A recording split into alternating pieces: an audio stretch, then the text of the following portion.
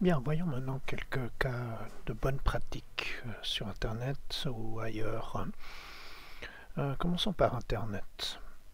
Il faut savoir qu'un malware, donc ces logiciels espions, ces applications qui vous ennuient, ou ces virus, ou toutes sortes de choses, il faut que ça arrive sur votre ordinateur.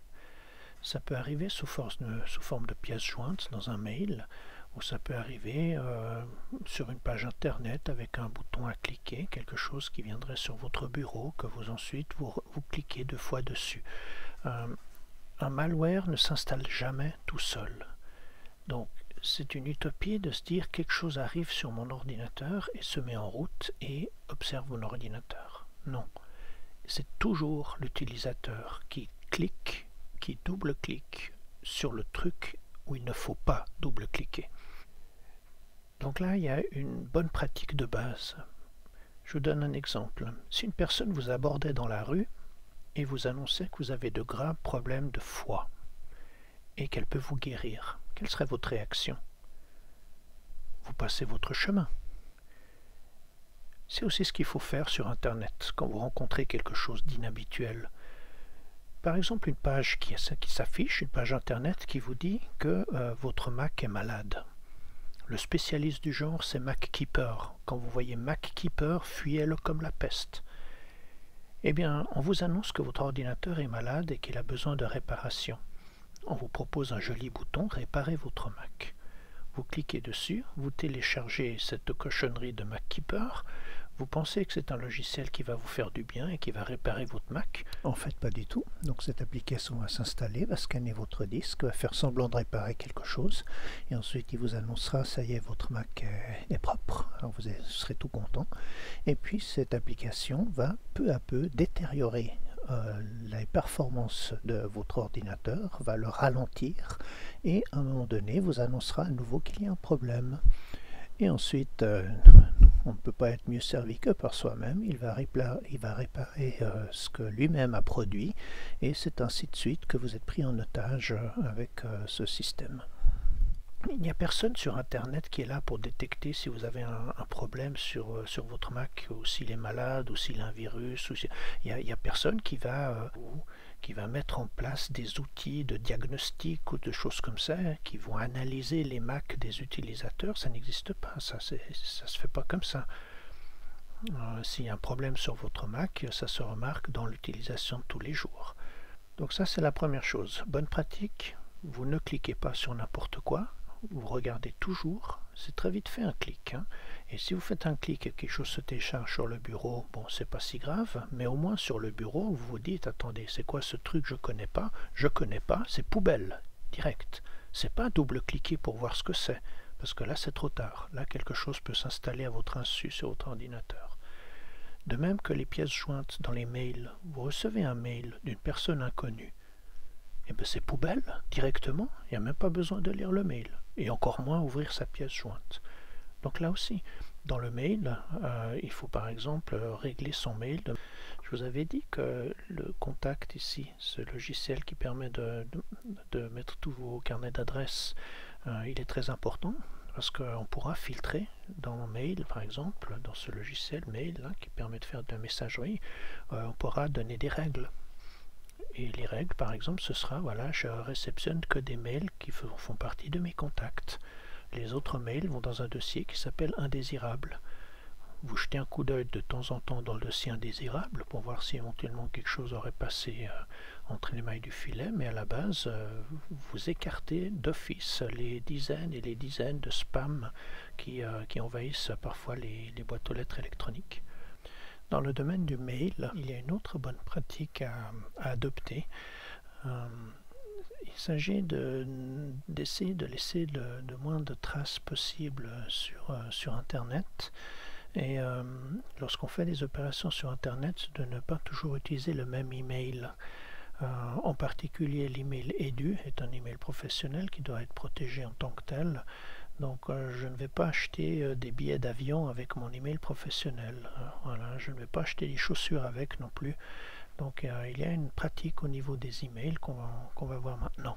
Il faudrait avoir aussi un ou deux emails poubelles, enfin que moi j'appelle poubelles.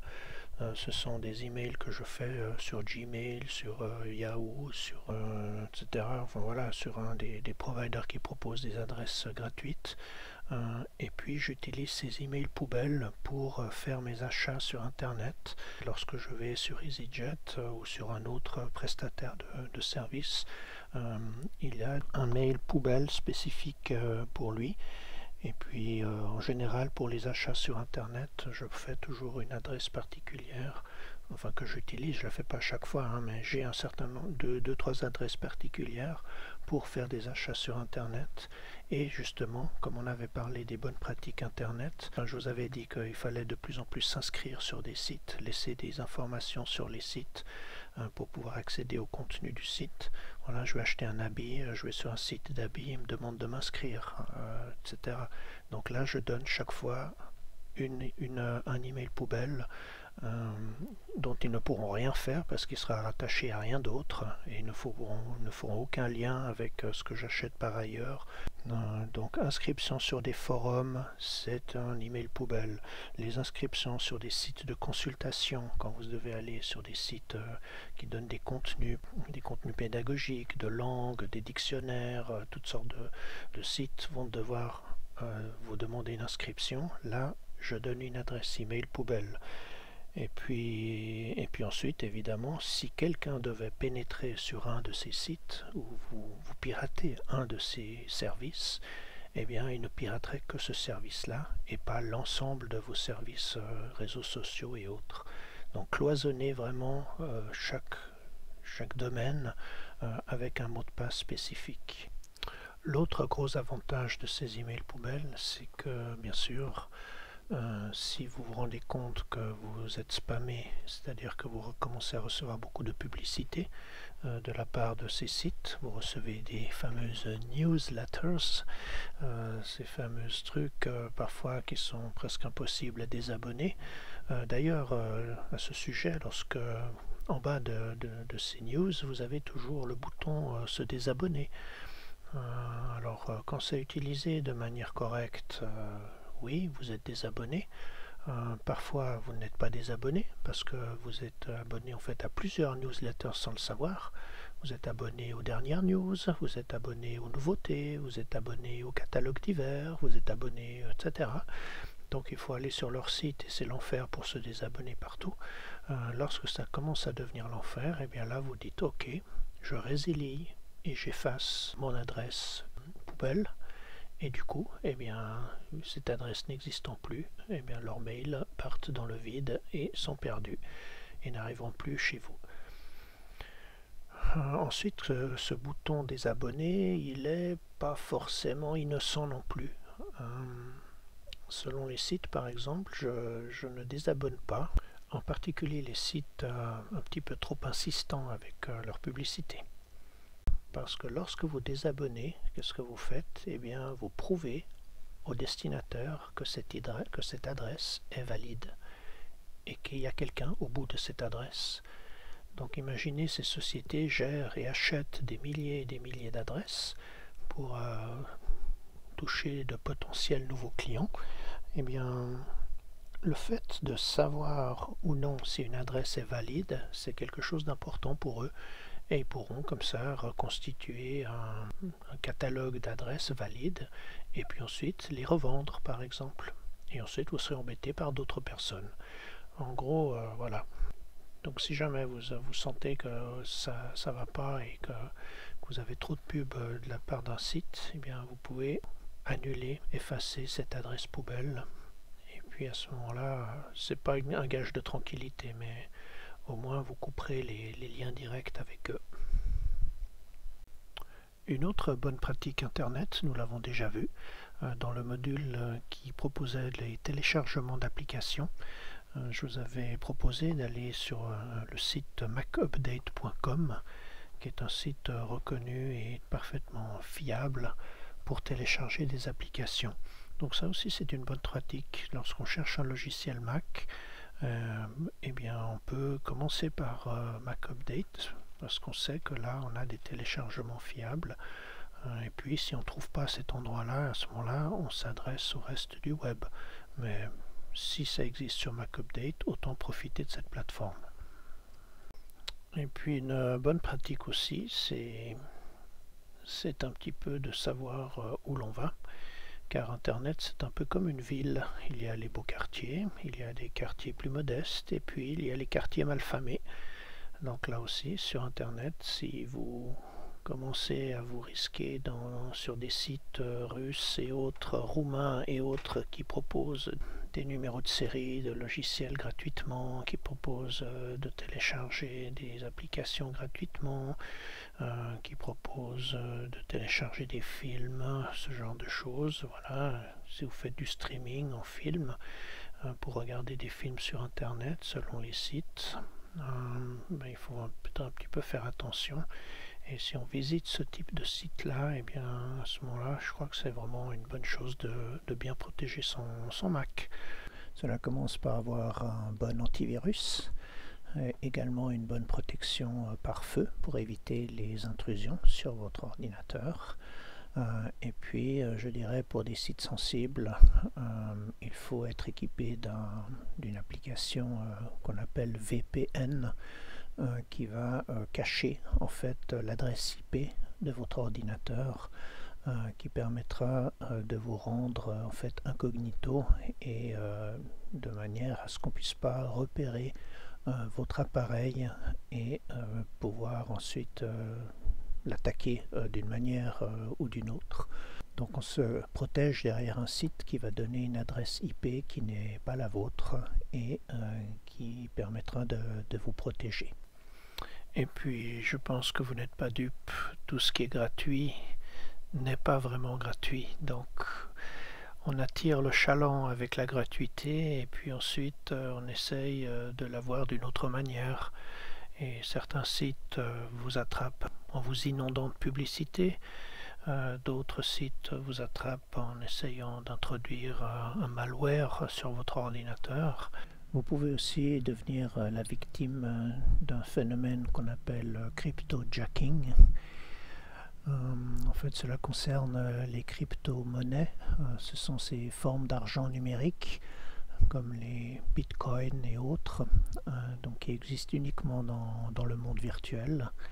Et cette nature, disons, anonyme et décentralisée des crypto-monnaies signifie aussi qu'il n'existe aucun moyen de contrôle qui décide de combien de monnaie on met en circulation. La mise en circulation justement de ces monnaies se fait via le processus qu'on appelle le minage, comme dans les mines où on extrait quelque chose. Et puis en fait ce processus, qu'est-ce qu'il fait? Il transforme des ressources informatiques en pièces de crypto-monnaie. Donc on a besoin de ressources informatiques, de puissance informatique pour créer ces pièces virtuelles. Donc la plupart des programmes de minage évidemment utilisent des ordinateurs très puissants qui sont conçus à cette fin et qui minent cette crypto-monnaie 24 heures sur 24. Mais très rapidement, certains ont remarqué que ça revenait quand même assez cher de le faire comme ça.